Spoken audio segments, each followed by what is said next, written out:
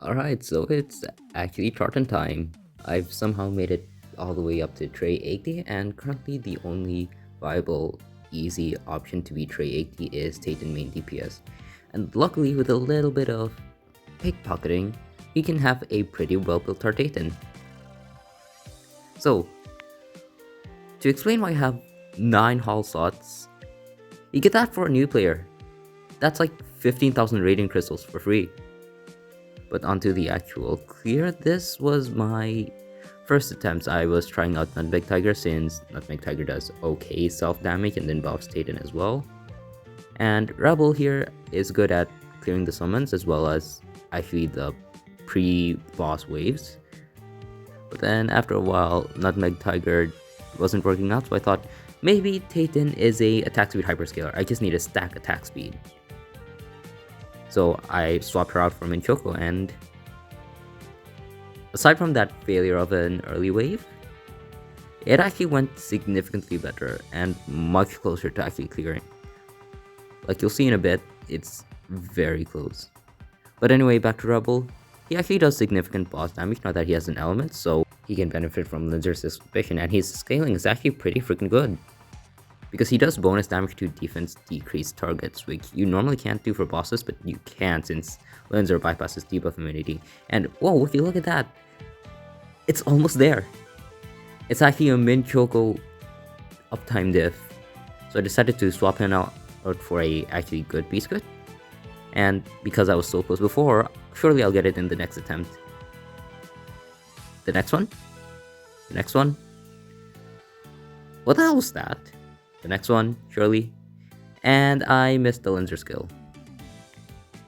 Okay, time for the actual clear. There's actually a lot of tech and micro, at least a lot in terms of CRK standards when it comes here. So first, stall the enemies out, wait for a Rebel at Taten so you can clear everything with a tactical skill, which is a lot faster than just trying to clear it on your own, especially with these cookies. And then Linzer skill will be ready just before Taten skill is ready and just before the summons come as well. And the thing about Taten and the summons is that Taten gets bonus attack whenever she kills an enemy. And you have those summons constantly feeding that attack and refreshing that attack buff's duration, which is insane for her. I think it's like 15% per stack. And for Linzer, well, she's Linzer, but also she'll prioritizes the highest attack target, which is actually the summons and not the boss itself. So you see, I'm actually holding the tactical skill and only using it occasionally, and that's when I need to save it to ensure that the Linzer skill targets the boss. Let's say I just need a little bit more AoE, and then my skills aren't up. I'll use the tactical skill there so I can get Linzer to target the boss.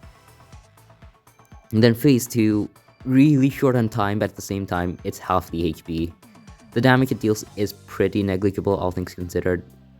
Boss stages don't really kill you in Raspberry Tower. And just a little bit left.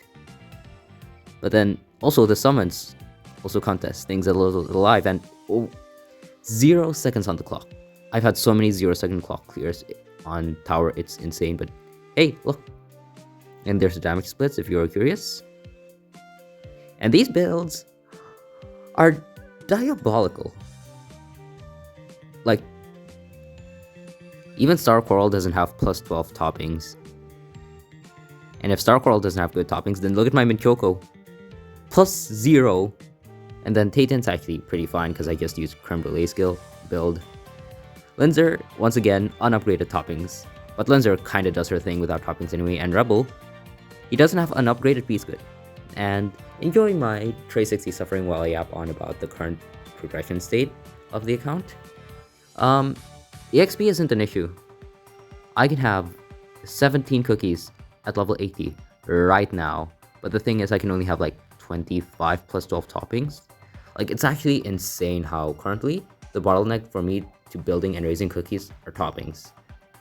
I have Blueberry Pie at level 80, her Magic Candy plus 1, and I can't use her to her full potential because she's still on plus 9 and plus 12 toppings. It's insane, especially since I'm not spending stamina jellies to clear stages for toppings. I'm using it to first clear story mode to get the first time crystals. It's actually insane. Like, new players are super spoon fed. If you have even a monicum, is that a word? Of an idea about the meta, CRK early game is so incredibly easy right now. And I mean, I guess that's good because it'll get new players into CRK, but at the same time, you look at the everything else, you look at the fact that Mystic Flower is needed for every game mode, you look at the fact that Arena is a hellhole if you do not have Wind Archer. I don't think Burning Spice is as oppressive as Wind Archer, honestly, but that's just day one impressions. And so it's like, you start off on a high, but then everything else has gone to not shit, but still pretty bad.